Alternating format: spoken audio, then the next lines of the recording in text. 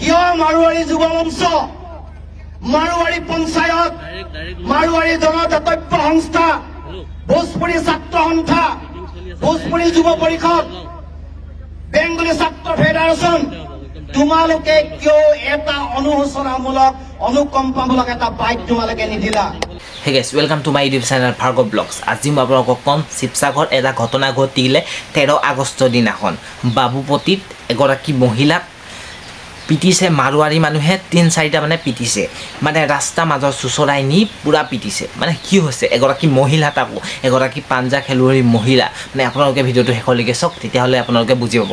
চাওক, 13 আগষ্টৰ দিনাখন যোনটো ঘটনা ঘটিছিলে বাবুপতিত, এগৰাকী মহিলাক 3-4জনমান পুৰুষ মিলি পিটিছে, গা কাপোৰ চাপোৰ ফালিছে, পূৰা পিটি তাই এতিয়া বৰ্তমান মেডিকেলত ভৰ্তি হৈ আছে। তো দুখ পাইছে আৰু অলপ মানে হৈছে কি তাইৰ মুখে অলপমান আপোনালোকে জানি লওক। আজি মানে বাবুপতিত মই আহিছিলোঁ কম্পিউটাৰ ক্লাছ, তাৰপিছত ছেকেণ্ড ডে আছিলে NCC পেড হৈ আছে বৰ্ণিং ফিল্ডত 15 আগষ্টৰ কাৰণে। মই বাৰু এবাৰ NCC কৰা নাই, কিন্তু মানে পেড চাবৰ কাৰণে আহিছিলোঁ। তাৰপিছত মানে যোনজন মানে যেতিয়া মই গাড়ীত বহি আছোঁ ন, ড্ৰাইভাৰজন আছিলে, তেওঁৰ লগত মানে সদায় অহা যোৱা কৰোঁ। আজি 2-3 বছৰৰ পৰা তেওঁৰ লগতে অহা যোৱা কৰি আছোঁ সদায়। তাৰপিছত গাড়ীখনত বহি আছিলোঁ, তাৰপিছত বহি থকা সময়ত তেওঁ মানে ফোন এটা আহিলে, তেওঁৰ ফোনটো কিবা বেয়া হৈ আছিলে কাৰণে ফোন এটা আহিলে তেওঁ বাহিৰলৈ ওলাই গ'ল। মানে ঘৰলৈ যাবলৈ হৈছিলে আৰু টাইম, মানে তেওঁ ফোনটো অহাৰ কাৰণে বাহিৰলৈ ওলাই গুচি গ'ল। ওলাই যোৱাৰ পিছত মানুহ দুজন মানে আহি তেওঁক মানে কিবা তৰ্কাতৰ্কি কৰিছে। বাহিৰত হৈছে, মই ভিতৰত আছোঁ কাৰণে ইমান ধ্যান দিয়া নাছিলোঁ। বাহিৰত তৰ্কাতৰ্কি হৈছে, তেওঁকো মাৰপিট কৰিছে।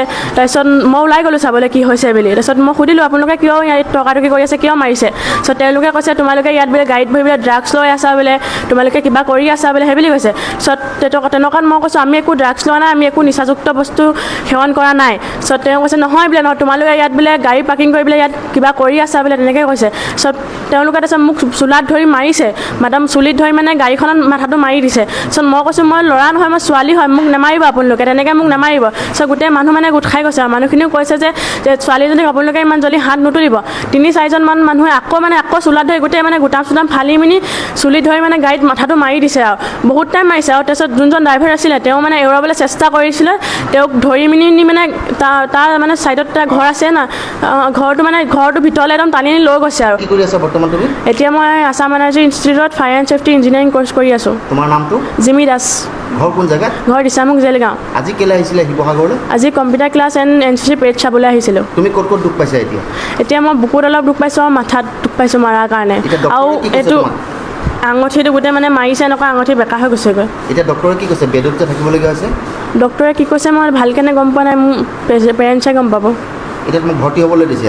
ভৰ্তি হ'বলৈ দিছে, অকণমান কণ্ডিশ্যনটো কিবা বুলি কৈছে। এতিয়ানো আপোনালোকে শুনিলে চিমি দাসৰ পৰা মানে কি হ'ল কেছটো, কিয় মাৰিলে, আৰু তাই ল'ৰা নহয় ছোৱালী হয় বুলি কোৱা স্বত্তেও মাৰিছে। কাৰণ অসমীয়া মানুহে কেতিয়াও অলপমান হ'লেও বুজি পালেহেঁতেন, আৰু তাই মাৰোৱাৰী মানুহে মাৰিছে, সেইবাবে সেই উচিত শাস্তি পাবই লাগিব। আৰু তাতোতকৈ ডাঙৰ কথাটো হৈছে, তাই যিহেতু এখন কেছ দিছিলে, মানে চবেই মিলি এখন কেছ দিছিলে, 24 ঘণ্টাৰ ভিতৰত এই কালপিককেইটা যোনকেইটাই মাৰিছিলে সেইকেইটাক উচিত শাস্তি পাব লাগিব, আৰু 24 ঘণ্টাৰ সময় দিছিলে। আৰু সময় দিয়া স্বত্তেও পুলিচ প্ৰশাসনে এতিয়াও মানে কেছটো ধৰি লোৱা নাছিলে, আৰু সেইবাবে 30টামান খিলঞ্জীয়া ওলাই আহিলে শিৱসাগৰত প্ৰতিবাদ কৰিবলৈ। আৰু বহুত মানুহ ওলাই আহিলে, শিৱসাগৰৰ যিমান মানুহ আছিল চব ওলাই আহি শিৱসাগৰ গোটেই প্ৰতিবাদ কৰিছে, মাৰোৱাৰী দোকান বন্ধ কৰি দিলে। সেইবাবে মানে যোনকেইটা কালপিত আছিলে সেইকেইটা মানে উচিত শাস্তি পাব লাগে।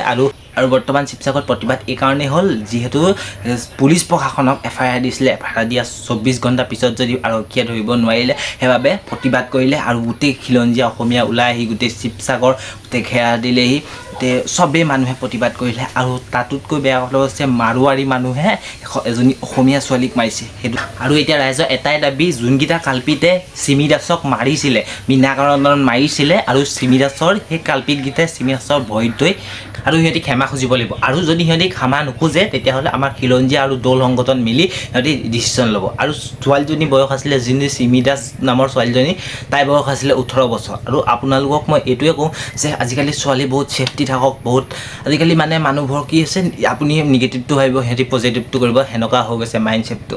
সেইবাবে আজিৰ যুগত এনেকুৱা মাৰ্ডাৰ হওক বা ৰেপ হওক, এনেকুৱা ধৰণৰ মানে এই ধৰণৰ ঘটনাবোৰ বেছিকৈ ঘটিবলৈ লৈছে এইটো অৱস্থাত।